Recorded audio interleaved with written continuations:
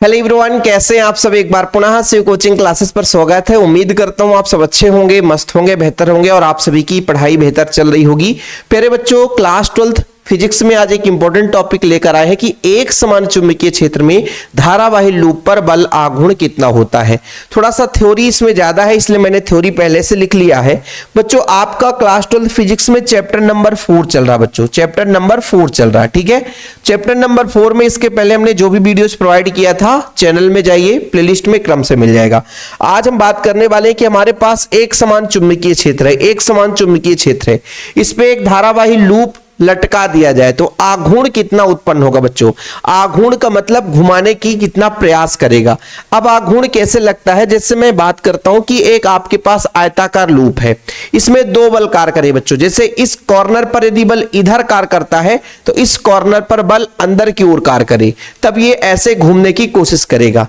फिर बच्चों, चुंबकीय क्षेत्र पे इसमें यदि हम धारा प्रवाहित करेंगे तो ऑटोमेटिक ये घूमता रहेगा, क्योंकि इसमें दोनों कॉर्नर पर दो बल कार्य करेंगे जो एक दूसरे के विपरीत रहेंगे और उसे घुमाने का प्रयास करेंगे। तो वही चीज यहां पे समझने वाले हैं कि कितना बल लगता है। बच्चों, किस पर डिपेंड करता है, पूरा डीप में समझेंगे।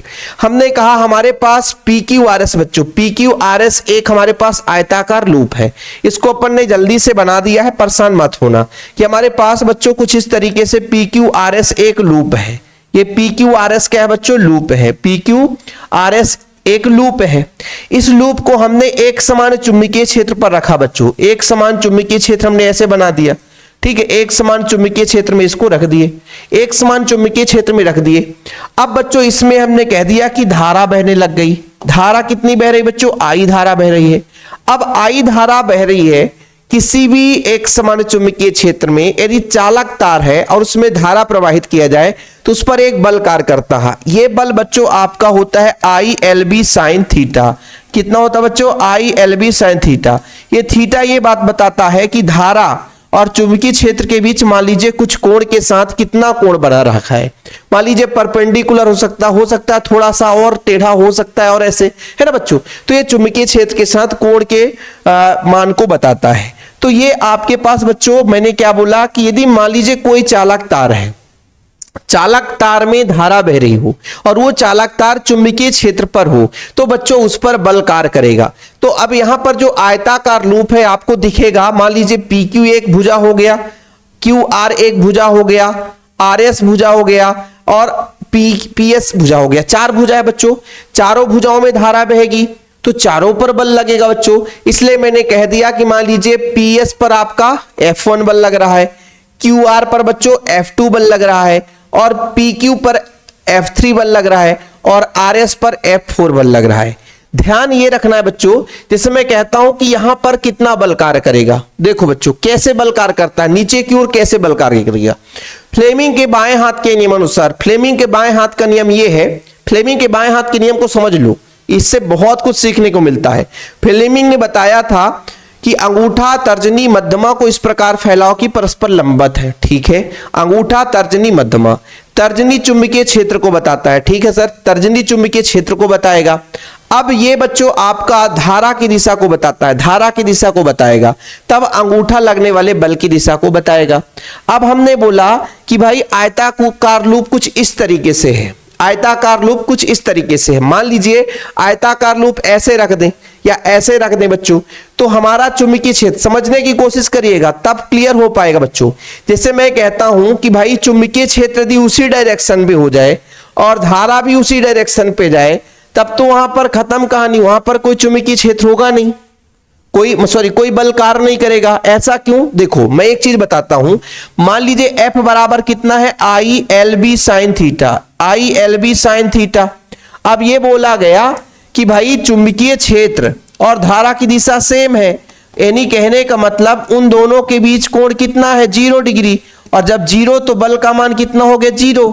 लेकिन बच्चों कुछ ऐसा हो कि मान लीजिए चुंबकीय क्षेत्र इधर है और धारा की दिशा बच्चों इधर है, ऐसा हो, है ना। ये देखो ना लंबवत, भाई लंबवत, ऐसा देखो भाई, ऐसा देखो परपेंडिकुलर। देखना बच्चों, जैसे मैं कह रहा हूं कि चुंबकीय क्षेत्र ऐसा हो, चुंबकीय क्षेत्र भाई ऐसा हो और धारा की दिशा ऐसा हो तो बल कहां लगेगा, ऊपर की ओर। अब आप लोगों को लगेगा सर कैसे, मैं कह रहा हूं इसमें धारा इधर बह रही है ना, मान लीजिए धारा इधर बह रही है, जैसा भी मान लो, तो भाई धारा इधर बहेगी तो फिर अपने को धारा की दिशा को इससे रिप्रेजेंट करना पड़ेगा कि ये धारा की दिशा है बच्चों, ये धारा की दिशा, ये चुंबकीय क्षेत्र की दिशा, तो बल कहां लगेगा, ऊपर की ओर। मान लीजिए लूप इस तरीके से है, धारा की दिशा आपकी ओर हो और इधर चुंबकीय क्षेत्र, तो बल ऊपर की ओर कार्य करेंगे। इस तरीके से बच्चों समझने की कोशिश करेंगे। कुल मिलाकर के ये जो आपका बच्चों PS है और आपका QR है, एक दूसरे के विपरीत बल कार्य करेंगे और एक दूसरे को निरस्त कर देंगे, है ना। मतलब इस धारा, जहां यहां पे धारा बहेगा बच्चों, यहां भी धारा I बहेगा, धारा I के कारण F1 ऊपर की ओर लग रहा है और यहां पर F2 नीचे की ओर लग रहा है। ठीक है बच्चों, अब थोड़ा सा समझने की कोशिश करेंगे। देखिएगा यहां पर धारा, यहां पर बल कैसे कार्य करेगा, फ्लेमिंग के बाएं हाथ के अनुसार। देखो बच्चों इस तरीके से धारा की दिशा नीचे है, ये चुंबकीय क्षेत्र की दिशा को बताता है, तो बल बाहर की ओर, तो इस पे बल कहां लगेगा, बाहर की ओर।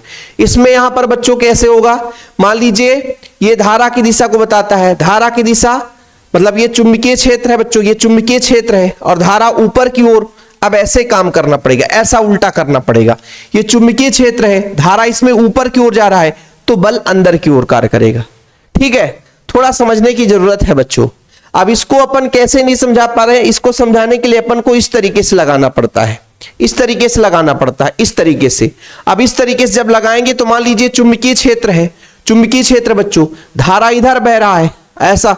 अब इसको ऐसा तो हम चित्र बना नहीं सकते हैं, 3D बना नहीं पाएंगे बच्चों, 3D में ऐसा होना चाहिए ना, तो ऐसा नहीं बन सकता है। तो आप लगाओ धारा ऐसा बह रहा है, तो ये धारा की दिशा को बताता है, धारा की दिशा। मान लो धारा ऐसे बह रहा है, मान लो धारा ऐसे बह रहा है, भाई ऐसे ही तो बह रहा है, इधर है तो ऐसा किया तो ऐसे धारा बहेगा, ऐसे ही धारा आ रहा ना, तो धारा ऐसे ही बहेगा कि नहीं बहेगा। धारा ऐसे बह रहा है, ठीक है सर, धारा ऐसे बह रहा है, चुंबकीय क्षेत्र इधर है, तो बल आपका ऊपर की ओर लगेगा। ठीक है, और नीचे बच्चों धारा अंदर की ओर बहने लग गया, धारा अंदर की ओर बहने लग गया, है ना, धारा अंदर की ओर, तो फिर इसके विपरीत बल लगेगा, सिंपल सा। ठीक है, अब आप लोगों को थोड़ा सा देखो, हर चीज को फ्लेमिंग के चित्र से हम फ्लेमिंग के बाएं हाथ को नहीं समझा सकते, इससे आप समझिए ना। धारा की दिशा ऐसे बच्चों, धारा की दिशा ऐसे है, धारा की दिशा ऐसे है, तो धारा की दिशा ये भाई, ये वाला धारा की दिशा को बताता है, धारा की दिशा आपकी ओर है और ये चुंबकीय क्षेत्र भाई इधर ही है, तो बल ऊपर की ओर। ऐसा जब इसको ऐसे उल्टा करेंगे बच्चों, तो ये बल नीचे की ओर करेगा कि नहीं कार्य, तो ऐसे इस पर भुजा नीचे की ओर बल कार्य करेगा। मतलब धारा अंदर की ओर, धारा अंदर की ओर, चुंबकीय धारा अंदर की ओर, तो ये धारा अंदर की ओर, चुंबकीय क्षेत्र इधर, तो अंगूठा नीचे की ओर बल लगाएगा। ठीक है, इसको आप लोग इमेज बनाओ अपने माइंड में, तभी चीजें क्लियर हो पाएगी। क्योंकि भाई ये 5-6 मिनट तो इसको चित्र को ही समझाने में लग जाता है कि बल ऊपर कैसे कार्य करने लग गया। मैंने बल इस तरीके से बताया कि भाई ये आपके मान लीजिए इस तरीके से लूप हो गया, तो ये धारा की दिशा, ये वाला भाई ऐसा हो गया ना, ऐसा, तो ये धारा की दिशा, चुंबकीय क्षेत्र, बल ऊपर की ओर। 1 मिनट भाई, ये पेन तो बच गया ना, बच गया। ये पेन सस्ता नहीं आता बच्चों, 2000 का पेन आता है। अपन लोग 5 रुपए की पेन से कॉपी में लिखते हैं, लेकिन 2000 के पेन से अपन को बोर्ड में लिखना पड़ता है। ठीक है, चीजें क्लियर।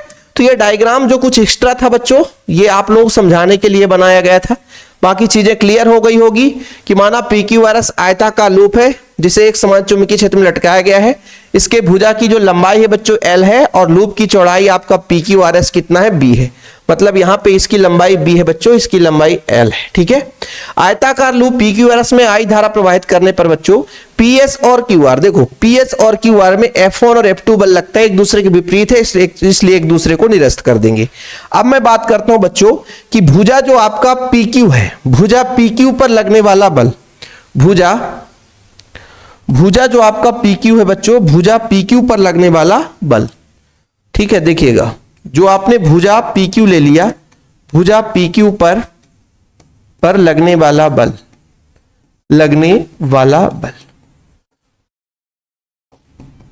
जो आपका बच्चों F3 है, डिपेंड करेगा कितना धारा बह रहा है, इसकी लंबाई कितना है, चुंबकीय क्षेत्र कितने पर है बच्चों, और कोण कितना डिग्री है। अब चूंकि कोण 90 डिग्री है बच्चों, क्योंकि चुंबकीय क्षेत्र मान लीजिए ये धारा की दिशा, धारा अंदर है, चुंबकीय क्षेत्र इधर, तो चुंबकीय क्षेत्र और धारा के बीच कितना 90 डिग्री है। तो F3 बराबर कितना हो जाएगा बच्चों, ILB साइन 90 डिग्री। कितना बच्चों, साइन 90। अब चूंकि थीटा बराबर कितना बच्चों, 90 डिग्री है, इसलिए कर दी। और साइन 90 का मान कितना होता है, साइन 90 का मान कितना होता है, 1 होता है बच्चों। तो F3 हो गया ILB, इतना ही है बच्चों F3 का मान। अब इसी प्रकार बच्चों भुजा जो आपका RS है, ये भुजा RS है बच्चों, इस पर कितना बल लगेगा? तो आप सिंपल तरीके से बता सकते हो कि जो भुजा RS है, भुजा RS पर लगने वाला बल,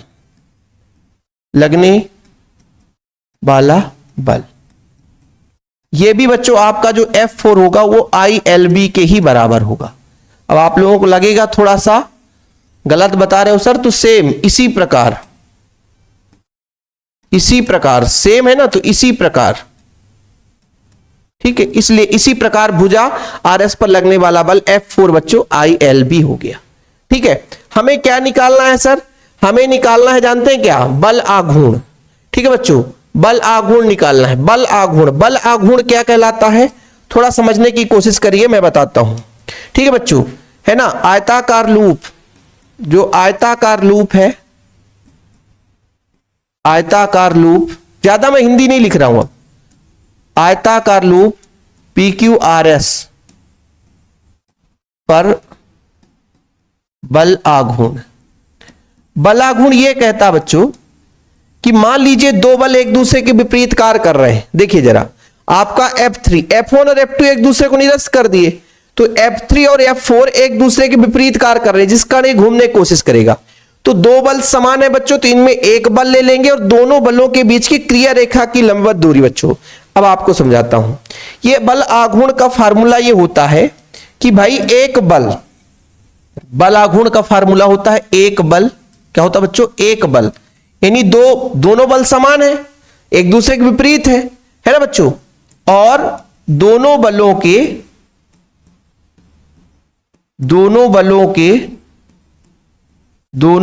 के क्रिया रेखा के बीच की लंबवत दूरी, क्रिया रेखा के बीच की लंबवत दूरी ही लेना है बच्चों, लंबवत दूरी। ठीक, ये चीज हो गया। अब आप लोगों को थोड़ा सा लगेगा कि सर ये कहां समझा दिए। देखो बच्चों, मैं ये कहता हूं कि किसी क्षण आपका जो भुजा है, मान लीजिए एक समान चुंबकीय क्षेत्र कुछ इस तरीके से है, ठीक है, आपका चुंबकीय क्षेत्र इस तरीके से है कि नहीं? हां सर। अब मान लीजिए किसी क्षण जो आपका एक भुजा है PQ कुछ इस तरीके से हो गया, इस तरीके से हो गया। भाई आपका ये PQ था, ये PQ है बच्चों, ये क्या है? PQ है। एक बल इसमें नीचे लग रहा है, वो भी आपका ILB है, और इसमें एक बल ऊपर की ओर लग रहा है, वो भी आपका ILB है बच्चों। ILB, दोनों एक दूसरे के विपरीत बल लग रहे हैं, यहां पे जो बल लग रहा है, यहां पर बल लग रहा है बच्चों ILB, ये आपका Q है। एक दूसरे के विपरीत ही बल कार्य कर रहा है, इसके विपरीत, एक दूसरे के विपरीत का बल कार्य कर रहा है। लेकिन क्या ये जो बल है ये लंबवत दूरी है? नहीं। लंबवत दूरी के लिए अपन को क्या करना पड़ता है? बच्चों, ऐसे इसको क्रिया रेखा, थोड़ा सा मान लीजिए क्रिया रेखा, इसकी क्रिया रेखा को आगे बढ़ाया, ठीक है, ये क्रिया रेखा बच्चों, ये लंबवत दूरी हो जाएगी, ठीक है बच्चों। मैं मान के चलता हूं यहां पे कितना कोण है? थीटा कोण है ना, चुंबकीय क्षेत्र के साथ थीटा कोण बनाता है, वही चीज है ना, चुंबकीय क्षेत्र के साथ थीटा कोण बनाता है, ये चीज बच्चों। अब हम मान के चलते हैं, इसको बिंदु O दे देते हैं, OP बच्चों, क्या दे देते हैं? OP। और दोनों, भाई ये आपका OP है ना, OP है ना। अब एक बल कितना हो जाएगा? एक बल किसी को भी ले लो, एक बल आप कुछ भी ले लो बच्चों, मतलब एक बल आप ले लो, कोई भी बल ले लो, एक बल आपका हो जाएगा ILB, और दोनों के बीच की लंबवत दूरी। तो आप सोचोगे कि ये लंबवत दूरी PQ है, ऐसा नहीं भाई। यदि ये B है बच्चों, तो लंबवत दूरी हम इसको OP को लेकर चलेंगे, तो आपका OP हो गया, ठीक है। बल आघूर्ण को टाउ से रिप्रेजेंट करते हैं, बल आघूर्ण को किससे रिप्रेजेंट करते हैं बच्चों? टाउ से रिप्रेजेंट करते हैं। अब देखिएगा, समकोण त्रिभुज आपको बना हुआ नजर आएगा, समकोण त्रिभुज आपका POQ में मुझे लंबवत दूरी लेना है बच्चों, लंबवत दूरी लेना है, ये लंबवत दूरी लेना है। तो एक काम करता हूं, थोड़ा सा कोण गड़बड़ ना हो पाए, है ना, लंबत दूरी लेना है। तो यदि मैं कहूं कि कोण भाई साहब, तो कोण यदि उल्टा हो जाएगा, कोण यहां पे ऐसा कुछ नहीं बना है, कोण यहां पे बनाया गया है। ठीक है, चलो सर यहां पे बनाया गया है, थोड़ा सा यहां पे बच्चों इसको मैं क्लीन करता हूं, और कोण यहां पे बनाया गया कि यहां पे कोण थीटा है। ठीक है, तो यहां पर थोड़ा देखना कि साइन थीटा बराबर क्या होगा। साइन थीटा बराबर होगा बच्चों कोण के सामने वाली भुजा लंब ओपी, कितना है ओपी। ठीक है, और आपका कर्ण ये बी है बच्चों, ये क्या है बी है, कर्ण आपका कितना है पी क्यू है, ये कर्ण है। मतलब ओपी का मान हमें प्राप्त करना है, लेकिन इसका मान बी है बच्चों। तो ओपी बराबर हो गया, ओपी बराबर हो गया, ओपी बराबर हो गया बी साइन थीटा। कितना हो गया बच्चों बी साइन थीटा। इसको अपन ओपी की जगह रख देंगे, इसलिए आपका टाउ बराबर कितना हो जाएगा बच्चों, ओपी की जगह रख देंगे आई एल बी और बी साइन थीटा। ये चीज हो गया बच्चों, टाउ आ गया। आप बहुत परेशान मत होना, ज्यादा आप नहीं बचा है, ज्यादा कुछ बचा ही नहीं है ना, ज्यादा कुछ नहीं बचा है, पर थोड़ा सा आप लोगों को तो लगेगा ही। मैं ये बोल रहा हूं कि ये जो बी है, मान लीजिए हो सकता है किसी क्षण मान लीजिए थीटा कोण के साथ रख दिया गया, चुंबकीय क्षेत्र के साथ थीटा कोण बना लिया भाई, चुंबकीय क्षेत्र के साथ थीटा कोण बना लिया। अब बोलोगे सर उसका एरिया वेक्टर, देखो मैं आपको बताता हूं थोड़ा सा, सॉरी कहां चला गया भाई, ये फिजिक्स में आ गए। ठीक, आगे चलते हैं। इसमें ये बोला गया, थोड़ा समझिए कि इसका एरिया वेक्टर जो है, इसका एरिया वेक्टर मान लीजिए यहां पे थीटा कोण बनाते हुए आगे। ठीक है बच्चों, कितना कोण बना रहा है, थीटा कोण बना रहा है, इसके साथ थीटा, यही थीटा कोण यहां पे बनेगा। भाई किसी भी आप लोग किसी भी चालक का ले लो तो उसकी लंबवत खींची गई रेखा उसके एरिया वेक्टर को बताता है। एरिया वेक्टर चुंबकीय क्षेत्र के साथ थीटा कोण बनाता है, और यही कोण बच्चों आपके यहां पे बनेगा। ठीक, ये चीज बताया गया था। ठीक, कोई दिक्कत नहीं है, यहां तक क्लियर है बच्चों। अब थोड़ा सा यहां पे समझिएगा, हम यहां पर एक सदिश प्रोडक्ट, इसको हम सदिश फॉर्म में लिखेंगे। तो सदिश फॉर्म में कैसे लिख सकते हैं, सदिश फॉर्म में इसको ऐसे लिख सकते हैं, जैसे थोड़ा सा यदि मैं आपसे कह दूं कि मान लीजिए आपका लंबाई गुणे चौड़ाई यदि आ जाए बच्चों, लंबाई गुणे चौड़ाई, तो बोलोगे क्षेत्रफल। क्या बोलते हैं बच्चों, क्षेत्रफल।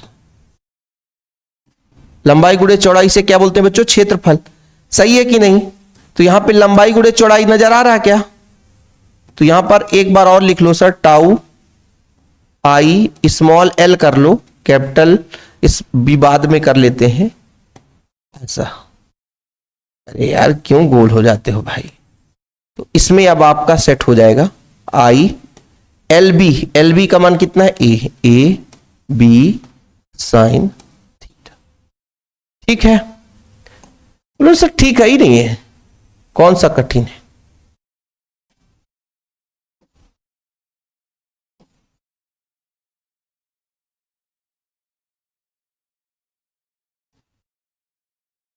सदिश रूप, इसका सदिश रूप, सदिश रूप, सदिश रूप, सदिश रूप, सदिश रूप मतलब टाउ का सदिश हो जाएगा, आई बाहर ले लो, ए क्रॉस बी, ए क्रॉस बी।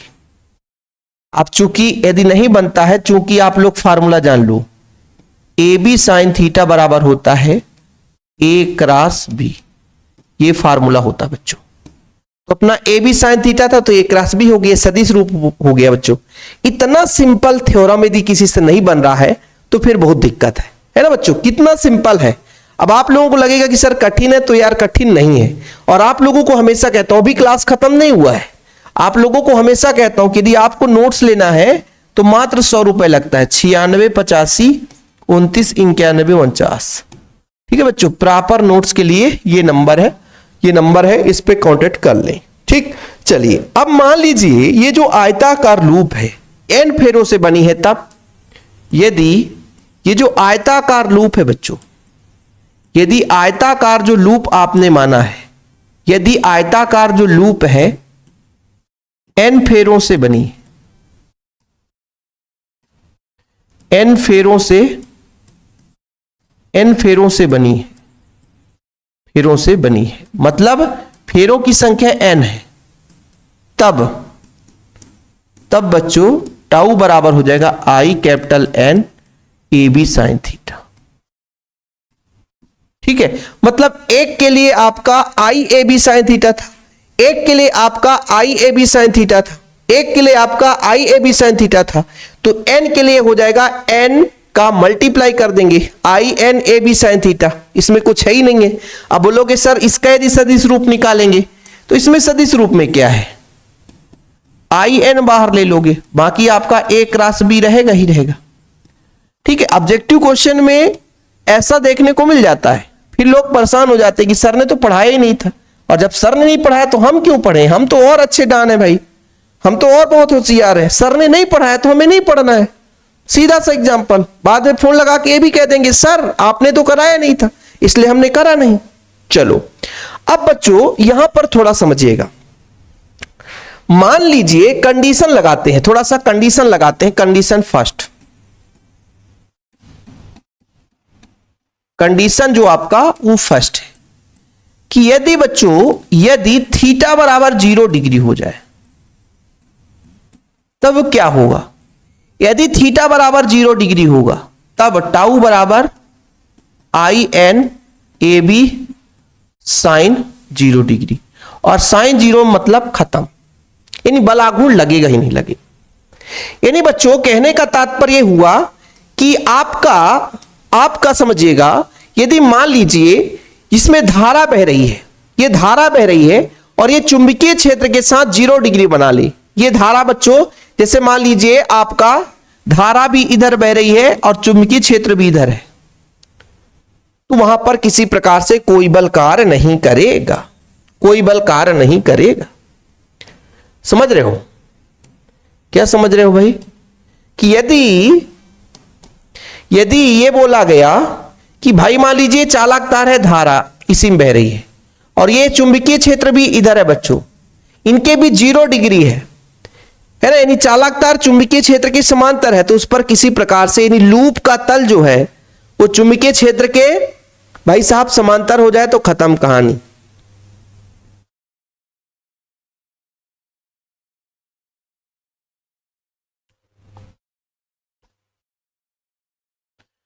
अब आप लोगों को थोड़ा सा इस पे कठिन लगेगा,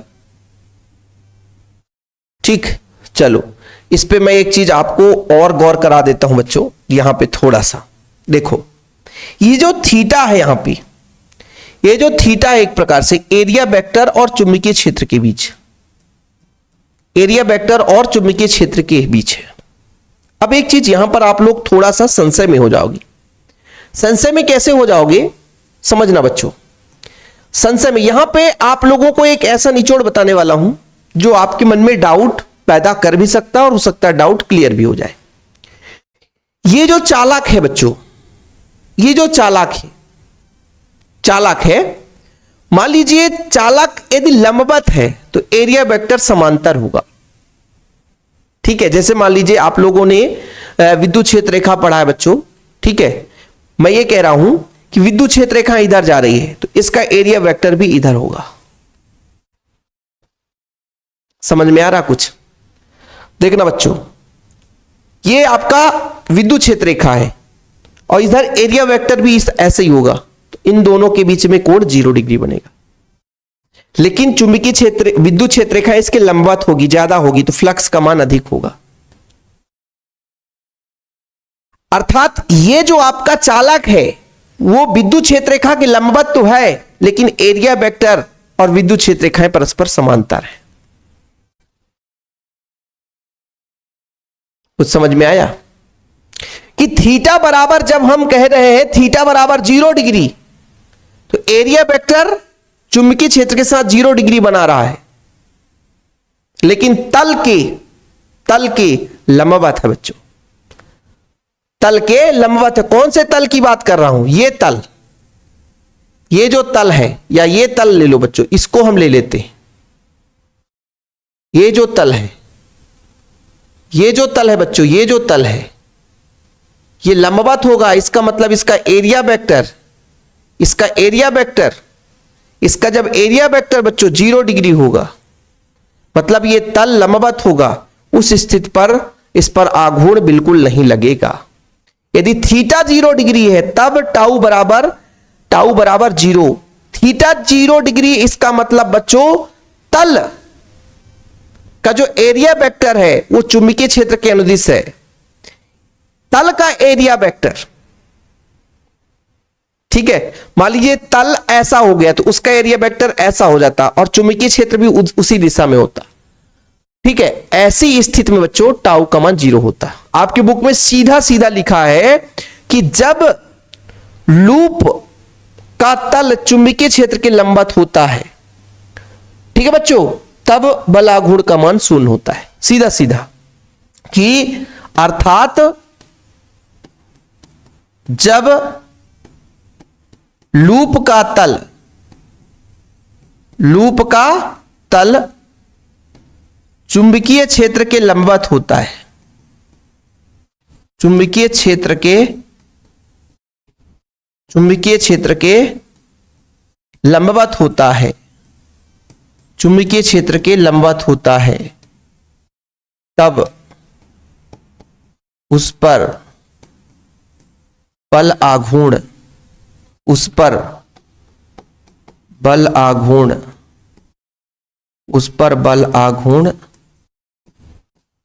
0 होता है। ठीक, बड़े प्यार से बोलो भगवान जी की जय। दूसरा कंडीशन ये है प्यारे बच्चों, कंडीशन ये है कि भाई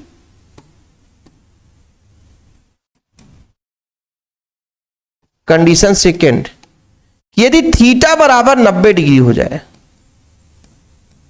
तब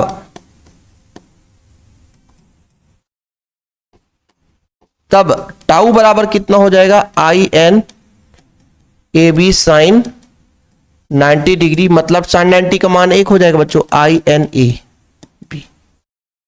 मतलब अधिकतम होगा,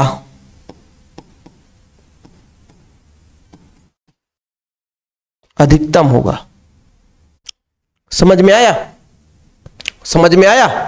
मतलब बच्चों ये जो तल है, ये जो तल है, ये तल की बात की जा रही है, इसकी बात नहीं की जा रही है। ये तल है वो चुंबकीय, अब इसमें 90 डिग्री है ना, इसमें 90 डिग्री है, मतलब इस तल का एरिया वेक्टर कुछ इधर होगा और चुंबकीय क्षेत्र इधर होगा। ये तल है बच्चों, तल का एरिया वेक्टर नीचे की ओर है, या ये तल है, समझो ये तल है, एरिया वेक्टर ऐसा रहेगा इसका, तल का एरिया वेक्टर, और चुंबकीय क्षेत्र ऐसा, एरिया वेक्टर ऐसा, चुंबकीय क्षेत्र ऐसा, तो थीटा 90 डिग्री। लेकिन तल के तो समांतर है, तल ऐसा है, चुंबकीय क्षेत्र भी ऐसा ही बच्चों। ठीक है, तो यहां पर आप लोगों को थोड़ा सा इतना लिख लिए ना, थोड़ा सा क्लीन है ना। आगे मैं चलूंगा भाई, आगे मैं लिखूंगा तो फिर इसको थोड़ा आगे बढ़ाऊंगा, आगे बढ़ाता हूं बच्चों, इसको आगे थोड़ा सा बढ़ाता हूं। इससे निष्कर्ष क्या निकलेगा, इससे निष्कर्ष क्या निकलेगा, थोड़ा समझना। इससे निष्कर्ष निकलेगा अर्थात जब लूप का तल चुंबकीय क्षेत्र के समांतर, चुंबकीय क्षेत्र के समांतर, चुंबकीय क्षेत्र के समांतर होता है, तब उस पर बल आघूर्ण का मान अधिकतम होता है।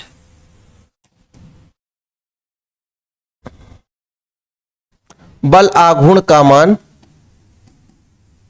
अधिकतम होता है।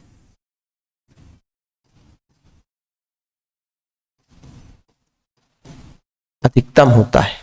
कुछ समझ में आया? चुंबकीय क्षेत्र है बच्चों, तल भी ऐसा है, चुंबकीय क्षेत्र भी ऐसा है, तल ऐसा नहीं है, तल ऐसा है। चुंबकीय क्षेत्र तल ऐसा होता तो फिर खत्म, उस पर आघूर्ण नहीं लगता है ना, उस पर आघूर्ण शून्य होता है।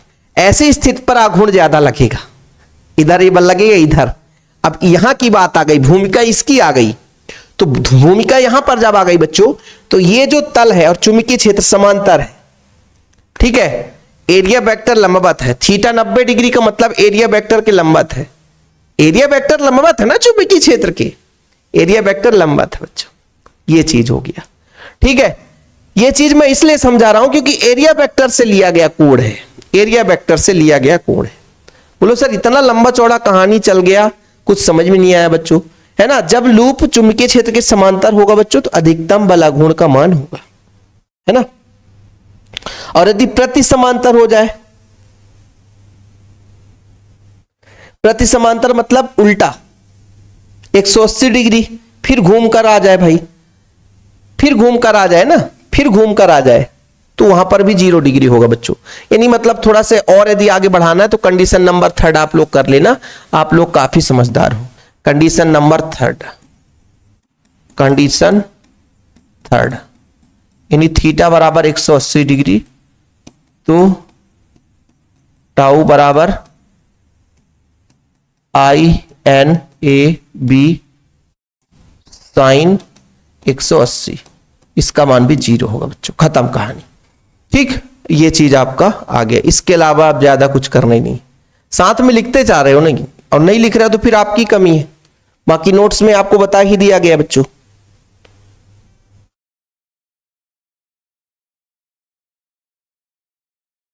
ठीक है, तो ये चीजें क्लियर है। वीडियो पसंद आए तो लाइक करके शेयर कर देना बच्चों। और आज का थोड़ा सा क्लास लंबा चला, क्योंकि इसे 5 मिनट में भी खत्म कर सकते थे, लेकिन 5 मिनट में कहानी खत्म नहीं होती भाई। अपन कोशिश ये करते कि रटना ना पड़े ना, भले 1 से 2 बार 3 बार 4 बार करना पड़े, रटना ना पड़े भाई, है ना। ठीक, रटना ना पड़े बच्चों, रटना पड़ गया मतलब सब काम गड़बड़ हो गया, है ना। क्लास थोड़ा सा लंबा चला, लेकिन चीजें क्लियर हो गई होगी बच्चों। वीडियो पसंद आए तो लाइक करके शेयर जरूर करें। जय हिंद, वंदे मातरम।